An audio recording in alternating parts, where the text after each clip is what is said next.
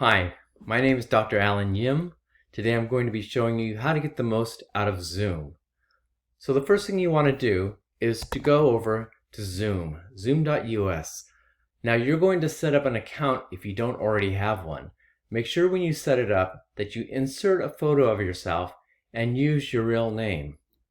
When someone asks you to join their meeting, go to Join a Meeting, click on it, and in here, you're going to enter the ID number that they give to you. Or maybe if they give you a direct link, click on that and it'll open Zoom in the meeting. So I went ahead and I put in my number and I click join and this screen pops up. I'm going to say open link to open the meeting. And here, when I join, I want to make sure that I join with audio. So here I'm joining with my computer audio. And now I should be in Zoom. Notice that you don't see me because I haven't started my video. But once I click on Start Video, you see me again.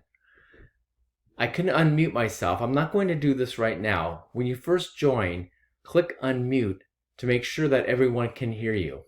Now here are some of the things that you can do to make your experience a little bit better. I'm going to show you how you can look better, sound better, and communicate easily. First of all, here are some tips on looking better. So down here where you see the video, there's going to be a little bit of a button here. If you're on a computer, if you're on a phone or a tablet, you may not have these options. Here you can choose to change your virtual background. So I can choose to be, for example, in San Francisco, my hometown.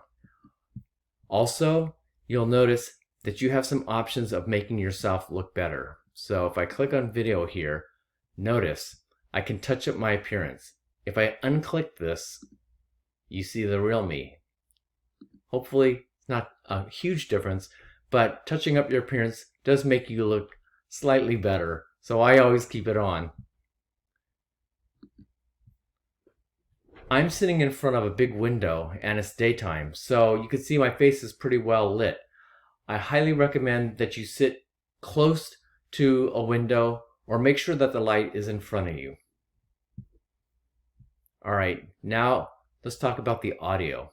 Audio also has some special options. If you click on the little arrow here, I'm going to go to audio settings. This may be slightly different on a phone or a tablet. So again, I encourage you to use your computer. Go to the Advanced tab here. These two options should be disabled.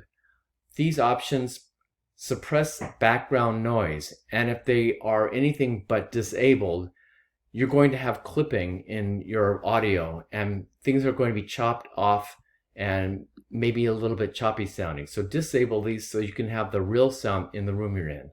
Now, if it's really, really noisy where you are, make sure again you stay on mute. And if it's very bad, you may want to leave some of this suppression on. But I recommend disabled so that you can actually hear what's happening in the room.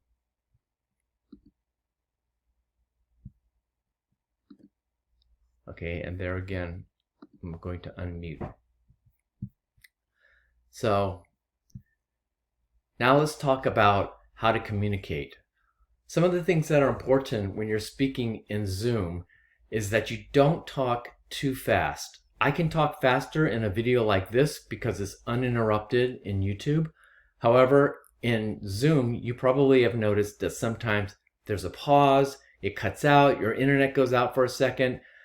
Those little pauses, Zoom can accommodate them, but if you're talking very, very fast, some of the things that you say might be lost, and then people will not be able to follow your conversation. So I would recommend speaking maybe about this speed rather than this speed, okay? Secondly, speak loudly and clearly. Look at your phone, where the camera is. Use gestures, your hands, and try to articulate maybe a little bit more than you normally would. That's very helpful to get your point across. Second, if you're having trouble with audio, you can communicate through the chat.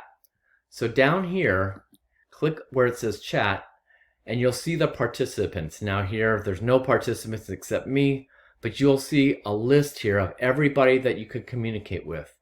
When you type a message to people, you can choose everyone, or you can choose it to send it to an individual person. And it's just like text messaging.